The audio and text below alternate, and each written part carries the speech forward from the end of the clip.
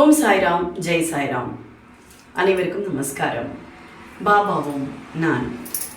Actually போன பதிவே நிறைய பேர் ரொம்ப நல்லா இருந்து சூப்பர் அப்படின்லாம் சொல்லியிருந்தா. எங்களுக்கு அனுகிரகம் பண்ணுங்க பாபா அப்படின்லாம் நிறைய கோரிக்கைகள் வந்தது. அண்ட் சங்காபிஷேகம் போயிட்டு இருக்கிறதுனால ரொம்பவே பிஸியாக இருக்குது. உங்களுக்கே தெரியும், அடுத்தடுத்து ஹோமங்கள் சுவாமி கொடுத்துட்டுருக்காரு. வரப்போகிற 1ஆம் தேதி அன்னைக்கு, அதாவது நாளைக்கு. அதில் நம்மளுக்கு சுதர்சன யாகம் கொடுத்துருக்காரு. இது வரைக்கும் நீங்கள் சங்கல்பம் பண்ணலைன்னா கண்டிப்பாக சங்கல்பம் பண்ணுங்க, விருப்பம் இருந்தால். ஸோ கலந்துட்டு உங்களுக்கான யாக பிரசாதங்கள் உங்கள் வீட்டுக்கு தேடி வரும். அதற்கான அஞ்சல் வழி சார்ஜஸ் நம்ம வாங்கிப்போம். இதெல்லாம் உங்களுக்கு தெரிஞ்சிருக்கும். அண்ட் சுதர்சன ஹோமம் சில பேருக்கு எதுக்கு அப்படின்னு, தடைகளை நீக்க, தேவையில்லாத நம்மளுடைய நெகட்டிவ் எனர்ஜிஸ் எல்லாம் போக்குறதுக்கு, வாழ்க்கையில் முன்னேற்றங்கள் ஏற்பட, இப்படின்னு பலதும் சொல்லிகிட்டே போகலாம். உடல்நிலை கோளாறுகள், நம்மளுக்கு தெரியாமல் இருக்கக்கூடிய மனபயம், உடல் பயம், நம்ம எங்கேயாவது போவோம் அப்படி ஜர்க்காயிடும், ஒரு நிமிஷம் பயம் இல்லாமல் இருக்கும், அதெல்லாம் போகிறதுக்கு, நம்மளுக்கு வாழ்க்கையின் மேலேயே ஒரு பிடிப்பு இல்லாமல் இருக்கும், அதெல்லாம் போகிறதுக்கு. நெகட்டிவ் எனர்ஜினா என்ன? நம்மளை சுற்றி நடக்கக்கூடிய பல பாதிப்பை கொடுக்கக்கூடிய, மனதளவில் பாதிப்பை கொடுக்கக்கூடிய பல விஷயங்களும் அதையெல்லாம் தகர்த்தெறிஞ்சு நம்மளுடைய வாழ்க்கை பாதையை செம்மைப்படுத்த இல்லை மேம்படுத்த தான் இந்த சுதர்சன ஹோமம் பண்ணுறோம். ஸோ இது வரைக்கும் நீங்கள் சங்கல்பம் பண்ணலைன்னா கண்டிப்பாக கீழே தெரியிற நம்பருக்கு நீங்கள் காண்டாக்ட் பண்ணுங்கள். மற்ற விஷயங்கள் உங்களுக்கு அனுப்பு. அதே மாதிரி உங்களுக்கு ஏதாவது அன்னதானம் பண்ணணும்னாலோ இல்லை ஏதாவது வாங்கி தானம் பண்ணணும்னு இருந்தாலும் அதே நம்பரில் நீங்கள் காண்டாக்ட் பண்ணி சொல்லுங்க. ஏன்னா இந்த மாதம் தானம் பண்ணுறதுங்கிறது மிகப்பெரிய விசேஷத்தை கொடுக்கும். நாளுக்கு பல பலன்கள், பல ஜென்மங்களில் பல பாவங்கள் எல்லாம் அழியும் அப்படிங்கிறது அதிகம். ஸோ சுவாமி ஒரு விஷயத்தை கொடுக்குறாருன்னா அதில் கண்டிப்பாக ஏதோ ஒரு உள்நோக்கம் இருக்கும். அவர் அதில்லாம் கொடுக்க மாட்டார், நம்மளுக்கு தான் புரியாது. அதனால் அவர் என்ன சொல்கிறாரோ அதை அப்படியே ஃப்ளோவில் எடுத்துகிட்டு போயிட்டு நம்ம அதை மற்றவங்க கொடுத்துட்டு வந்துடுறது என்னோட பழக்கம். அதை தான் இப்போவும் நான் செஞ்சுட்டு இருக்கேன். ஸோ எல்லாமே சுவாமி சொல்லுவார், அதை நம்ம செஞ்சால் போகிறோம், ஆட்டோமேட்டிக்காக நம்மளுக்கு வரக்கூடிய நன்மைகள்லாம் டக்கு டக்குன்னு நடந்துடும். சரி, இன்னைக்கு ஆக்சுவலி இந்த ட்ரெஸ்ஸை பற்றி நான் பேசி ஆகணும். இது எனக்கு ரொம்ப பிடித்தமான ஒரு ட்ரெஸ்ஸு, ரொம்ப பத்திரப்படுத்தி வச்சுருக்கிற ட்ரெஸ்ஸுன்னு சொல்லலாம். அப்படி என்ன அப்படின்னு தானே நீங்கள் கேட்குற. அது என்ன அப்படின்னா, பொதுவாக சுவாமியோட கோயிலுக்கு போகணும்னா நம்ம ஆசைப்படக்கூடாது, சுவாமி ஆசைப்படணும். அது எப்படி? சுவாமி ஆசைப்பட்டு சுவாமியோட அனுகிரகம் இல்லைன்னா நம்ம அவரை பார்க்கவே முடியாதுங்கிறது தான் உண்மை இல்லையா?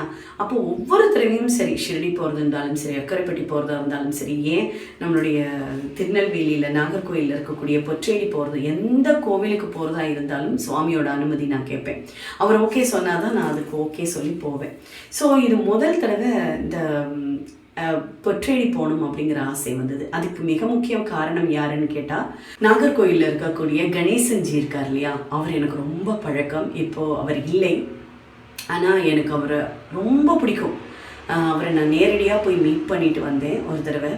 ரொம்ப உடல்நலம் சரியில்லாமல் இருந்தார். மீட் பண்ணிவிட்டு அவரோட ஆசீர்வாதம் வாங்கிட்டு அவர் சுவாமியோட பாதம் வச்சு ஒன்று கொடுத்தாரு. அதெல்லாம் மறக்க முடியாத நிகழ்வுகள். அப்படியே கதறி கதறி அழுதேன் நான் அதை. ஆனால் அதுக்கு முன்னாடி அங்கே போன உடனே நடந்த ஒரு மிராக்கள், அதுக்கு அடுத்த நாள் நடந்த மிராக்கள், அதை தான் நான் இங்கே இப்போ ஷேர் பண்ண போகிறேன்.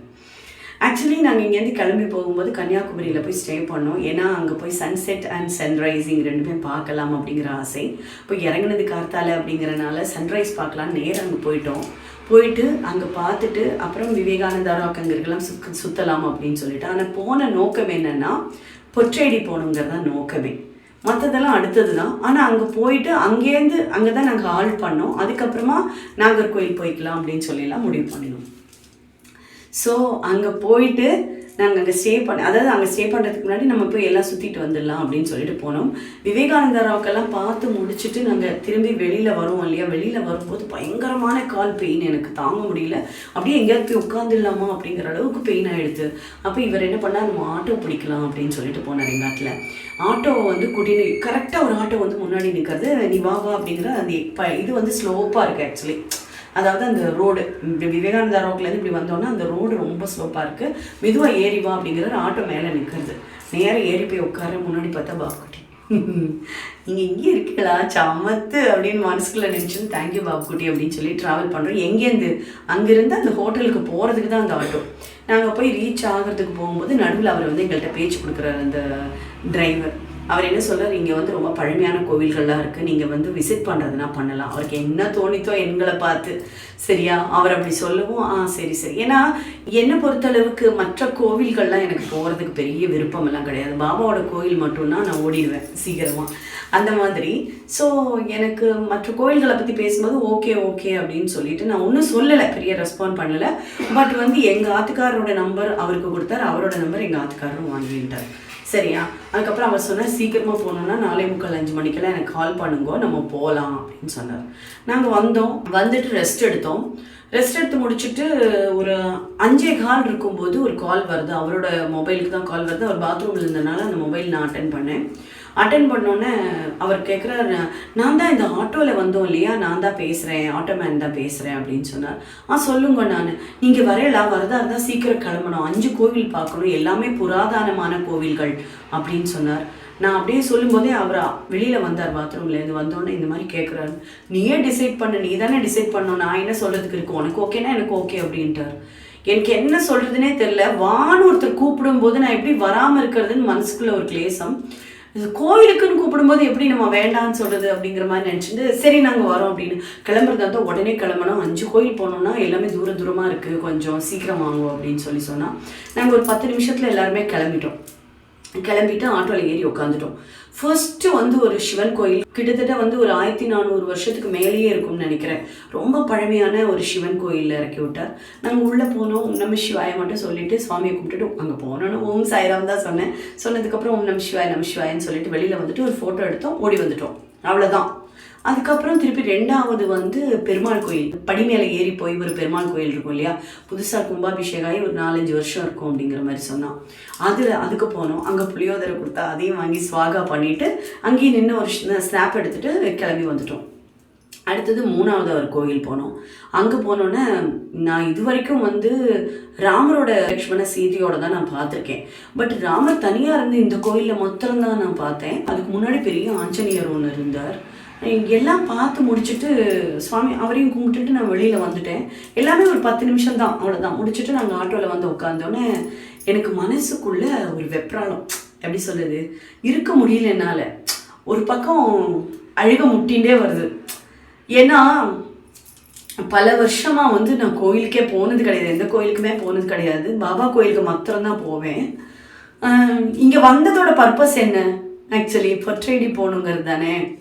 அப்போது எனக்கு வந்து பாபாட்ட நான் சொல்கிறேன், நான் ஏதோ தப்பு பண்ணுறேன், உங்களை தான் பார்க்க வந்தேன், ஆனால் வந்து நான் எல்லா கோவிலும் விசிட் பண்ணுறேன், வந்ததோட நோக்கம் வேற, நான் செஞ்சுட்டு இருக்கிறதே வேறையாக இருக்குது.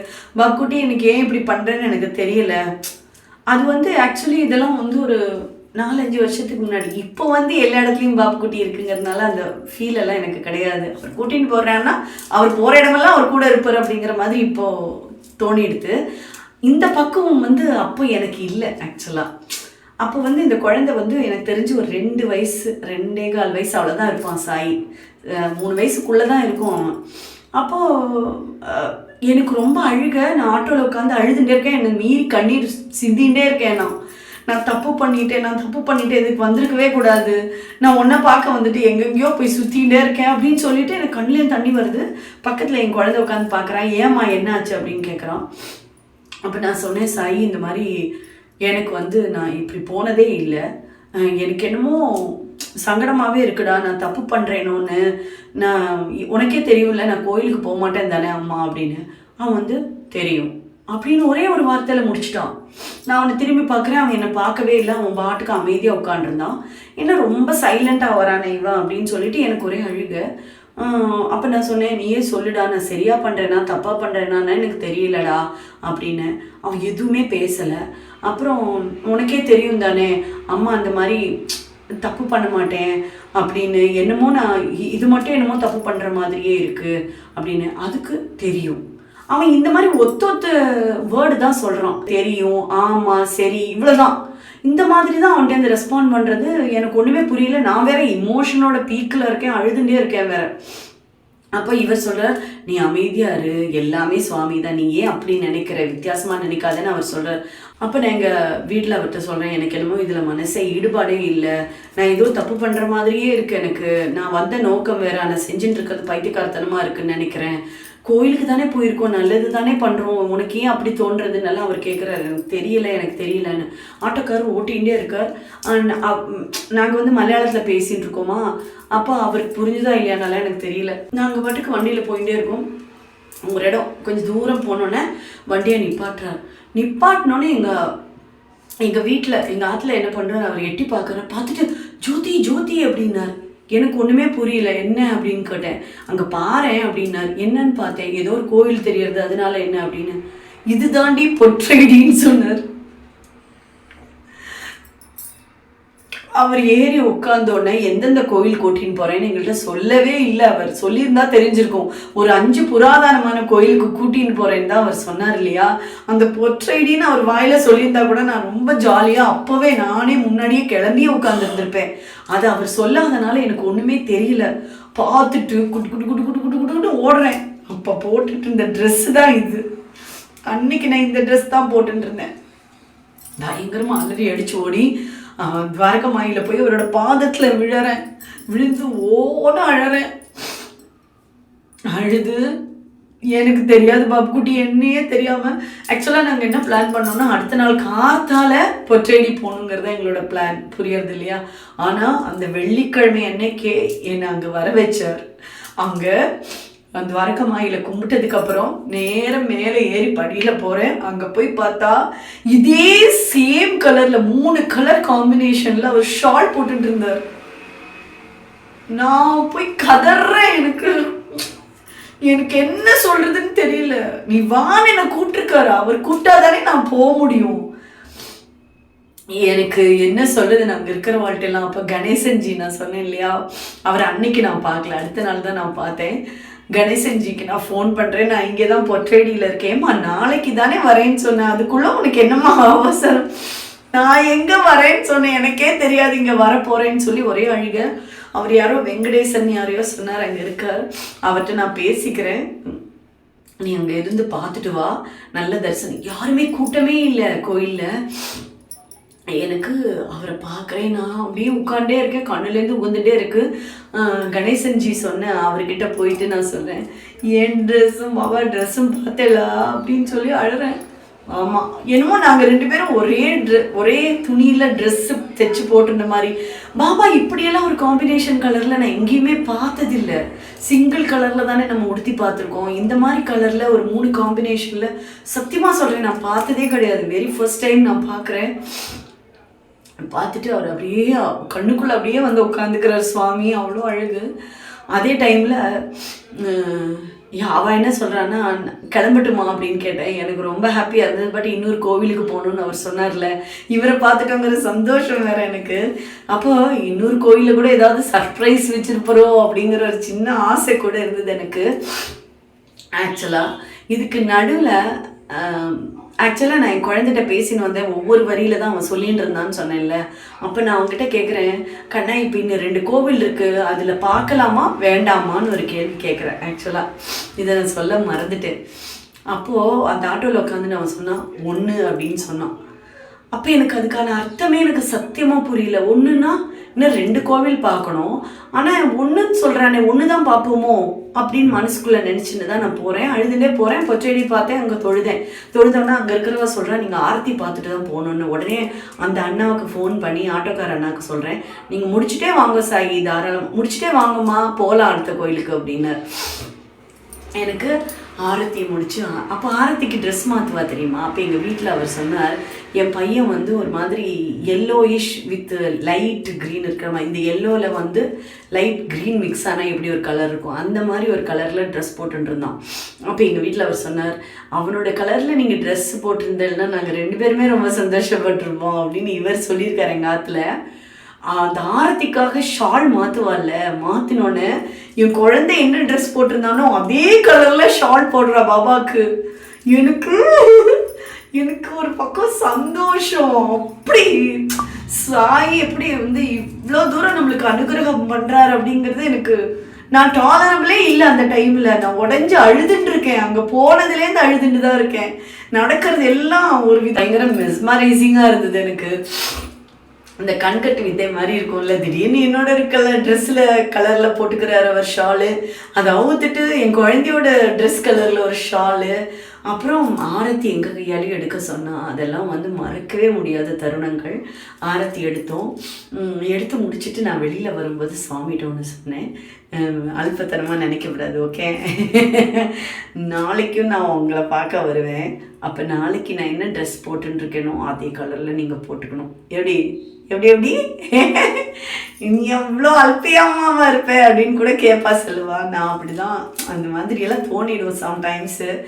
அப்படி ஆரத்தி முடிச்சுட்டு நாங்கள் வெளியில் வந்துட்டு அங்கேயே உட்காந்து இந்த மிராக்களை எடுக்கணும் அப்படின்னு ஒரு ஆசை எனக்கு.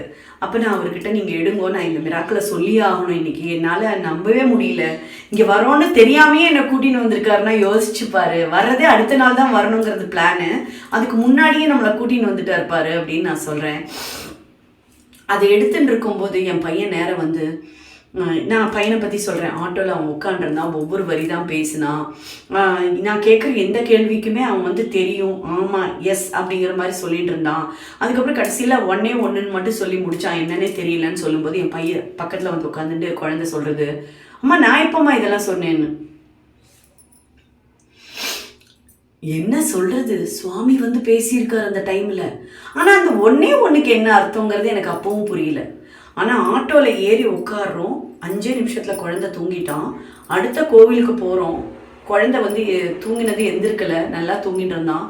அவனை தோளில் தூக்கி போட்டுட்டு நாங்கள் போகிறோம். அப்போ வந்து சீவேலி நடக்கிறது, கடைசியில் அந்த பூஜை நடக்கும் இல்லையா, கொண்டு போய் சுவாமியை வச்சு எல்லாம் லைட்டெல்லாம் ஆஃப் பண்ணிட்டா. 2 மாலை வாங்க சொன்னால் அங்கே இருக்கிற ஆஞ்சநேயருக்கு போடுங்க அதுக்குன்னு. எனக்கு 1 மாலை வாங்குன்னு சொல்லி உத்தரவு வந்தது, வெள்ளை கலர் மாலை வாங்குன்னு. வெள்ளையில் அழகாக தொடுத்து வச்சுருந்தோம், அந்த மாலையை வாங்கிட்டு போனோம். அங்கே போய் சுயம்பு மூர்த்தி அங்கே இருக்காருன்னு நினைக்கிறேன், இல்லை மூல விக்கிரகம் இருக்கு இல்லையா, அங்கே கொண்டு போய் அதை கொடுத்தோம், சாத்தினோம். சீவேலி எடுத்து நடந்துன்னு வந்துட்டு இருந்தா சுவாமியை. பள்ளியறை பூஜை என்னன்னு தெரியல, அதை எடுத்துகிட்டு வருவா இல்லையா, அப்படி சுற்றி பிரகாரத்தை சுற்றின்னு வந்துருந்தா. அது வந்து கொண்டு போய் அங்கே வச்சு அவளை கும்பிட்டுட்டு வெளியில் வரோம். வந்துட்டு அங்கேயே ஒரு ஃபோட்டோ எடுத்தோம். அவன் சொன்ன ஒன்றுக்கு எனக்கு அப்போ தான் புரிஞ்சு, இன்னும் ஒன்று தான் நான் பார்ப்பேன் அப்படிங்கிறது தான் அங்கே மேட்டர். அவன் பார்த்துட்டு சுவாமியை பார்த்துட்டு அவன் தூங்கிட்டான், அவ்வளோதான், ஃபினிஷ்ட். அவன் வந்து சுசீந்திரம் கோயிலில் வந்து விசிட் பண்ணும்போது அவன் வந்து தூங்கிட்டு இருந்தான். ஸோ இதெல்லாம் வந்து எப்படி அப்படிங்கிறது எனக்கு இன்னும் சத்தியமாக அந்த நினைவுகள் வந்து எனக்கு இன்னும் பசுமையாகவே இருக்குது. இதுக்கப்புறமா என்ன ஆச்சுன்னா, அடுத்த நாளைக்கு வந்து நான் ரெட் கலர் சாரீ ஒரு மாதிரி சம்கி வச்சது, ரொம்ப அழகாக இருக்கும், கிராண்டாக. அந்த சாரீ உடுத்திக்கும் போது நான் சொல்கிறேன், இன்றைக்கும் நீங்கள் என்னோட இல்லை ட்ரெஸ்ஸு போட்டுக்கிறீங்களா பாபு குட்டி அப்படின்னு நான் கேட்குறேன். அல்பத்தனமாக இருந்தது, பட் இருந்தாலும் ஓகே. பார்த்துட்டு அப்போ தான் நான் என்ன பண்ணுறேன், கோயிலுக்கு போகணுங்கும்போது கோயிலுக்கு போயிட்டு நம்ம கணேசன் ஜி வீட்டுக்கு போகலாம் அப்படின்னு சொல்லிட்டு நேராக கோயிலுக்கு போனோம். அங்கே போனோன்னே கோயிலில் தரிசனம் பண்ணுறதுக்கு முன்னாடி செல்விஜி ரொம்ப நேரமாக பாவம் வெயிட் பண்ணிட்டு இருந்தான். அவளை பார்த்துட்டு அவள் வந்து எனக்கு ஸ்வீட் வேறு வாங்கி தந்தா. அவளுக்கு நான் ஏதோ ஒரு கிஃப்ட்டு கொடுத்தேன், ஞாபகம் இல்லை, கொடுத்தேன். அப்புறம் அவள் பையனையும் மீட் பண்ணேன். அவளும் ரொம்ப நல்லவா. அவள்கிட்ட பேசி முடிச்சுட்டு துவாரகமாய் தரிசனம் பண்ணிவிட்டு நேராக சுவாமியை பார்க்குறதுக்கு மேலே ஏறி போகிறேன். If you believe or not, சத்தியமாக சொல்கிறேன், அதே ரெட் கலர் புடவை நான் என்ன கலரில் போட்டு சமக்கி வச்சுருக்கோம் அதே மாதிரி அச்சஸெல்லாம் சுவாமி அங்கே இருக்கார். கிரேட், உண்மையிலேயே ரியலி கிரேட். எனக்கு அப்படியே கண்ணுலேருந்து தண்ணி ஒழுக்க ஆரம்பிச்சிருச்சு. அப்பவும் அவர் தான் நின்றுட்டு இருந்தார். அவர்கிட்ட போயிட்டு என்னோட ட்ரெஸ்ஸை பார்த்தலாம். அவர் நினச்சிருப்பேன் இந்த பொண்ணு சரியான லூஸுன்னு. அதெல்லாம் வேற விஷயம். என்னை பொறுத்தளவுக்கு சுவாமி பரிபூர்ண ஆசீர்வாதம் கொடுத்தாரு அன்னைக்கு. அதான் சொல்கிறேன், நம்மளே தெரியாமல் நம்மளே கூட்டின்னு போகிறவர் அந்த இடத்துக்கு. அங்கே போனோன்னா அதே மாதிரி ட்ரெஸ்ஸு அப்படின்னு தான் எனக்கு கொடுக்க தோணிது. அவ்வளோ சமத்தா அதே கலரில் ரெட் கலரில் சமக்கி போட்டுன்னு உட்காந்துருக்கு. ஆரத்தி நடக்கிறது எனக்கு கண்கொள்ளா காட்சி. அதெல்லாம் சான்ஸே இல்லை. பொற்றேடி என்னோட வாழ்க்கையில் மறக்க முடியாத கோவில். உண்மையிலேயே கோயிலில் தரிசனம் பண்ணதுக்கு அப்புறமா நேர கணேசன்ஜி வீட்டுக்கு தான் போனேன். அங்கே போயிட்டு அவருக்கு நமஸ்காரம் சொல்லிட்டு, ஐயோ என்ன சச் அ கிரேட் சோல். உண்மையிலேயே சுவாமியோட பரிபூர்ண அருள் அவருக்கு உண்டு. ஆக்சுவலி அவ்வளோ தேஜஸ் அவரோட ஃபேஸில். அவ்வளோ உடம்பு சரியில்லை இருந்தாலும் அவர் உட்காந்துட்டு எங்களுக்கு ஆசீர்வாதம் பண்ணி, அப்புறம் இதெல்லாம் கொடுன்னு சொல்லி நிறைய புக்ஸ் கொடுத்து, கணேசன்ஜி எங்களால் மறக்கவே முடியாது. இந்த ஒரு தருணம் மட்டும் இல்லை, போன வாரம் கூட ஒவ்வொரு வியாழக்கிழமையும் அவரை நினைக்காத நாள் இல்லை நாங்கள். ஏன்னா அந்த கோவிலில் போய் நின்றுட்டு, அம்மா உனக்கு ஏதாவது பிரச்சனையா, சாய் சரிதம் படி, ஜோதியை காண்டாக்ட் பண்ணு, சாய் சரிதம் படிக்கிறியா, ஜோதியை காண்டாக்ட் பண்ணி, இப்படி அந்த மனிதன் கடைசி மூமெண்ட் வரைக்கும் ஒரு சேவா பண்ணியிருக்கார் சுவாமி. அதெல்லாம் வந்து சச் அ கிரேட் சோல். அவெல்லாம் வந்து அவ்வளோ பியூர் சோல்னு நான் சொல்லுவேன். இன்னைக்கு அவர் இல்லை, பட் அவரோட ஆசீர்வாதம் என்றைக்குமே எனக்கு உண்டுன்னு நான் நம்புகிறேன். அவள்கிட்ட அவள் வீட்டில் எல்லாரும் அவ்வளோ நல்லவா. என் குழந்தைக்கு பருப்பு சாதம் பிசைஞ்சு கொடுத்து, ஐயோ சான்ஸே இல்லை. குட்டி பையனா, நாங்கள் எங்கள் ஆற்றுல வந்து அவர் வேலைக்கு இருக்குன்னு சொல்லி, அவர் வேலைக்கு அங்கே ஏதோ ஒர்க் இருக்குன்னு சொல்லி போயிட்டார். நாங்கள் 2 பேரும் சுற்றுறதுக்கு போனோம். அதுக்கப்புறமா சுவாமி கோயிலுக்கு போயிட்டு அதுக்கப்புறம் சுற்றுறதுக்கு வேற போனோம். பார்த்துக்குங்க, இத்தினோண்டு பையன், அவனை கூட்டின்னு தான் என்னோட ஜாலியே அது அவன் தான். அப்புறம் வரும்போது அங்கே இருக்கிற நிறைய டிவோட்டிஸோட வீட்டில் எனக்கு கால் வந்தது. வர வழியிலேயே அப்படி எல்லாரையும் பார்த்துட்டு விசிட் பண்ணிட்டு செம்ம ஜாலி ட்ரிப்பாக இருந்தது. இதே பொற்றைடிக்கு வரணும்னு சொல்லி அதுக்கு முன்னாடி 2 வருஷத்துக்கு முன்னாடி நான் ஆசைப்பட்டேன், சரியா? ஆனால் அதுக்கு பதிலாக அவர் என்ன பண்ணினார் தெரியுமா?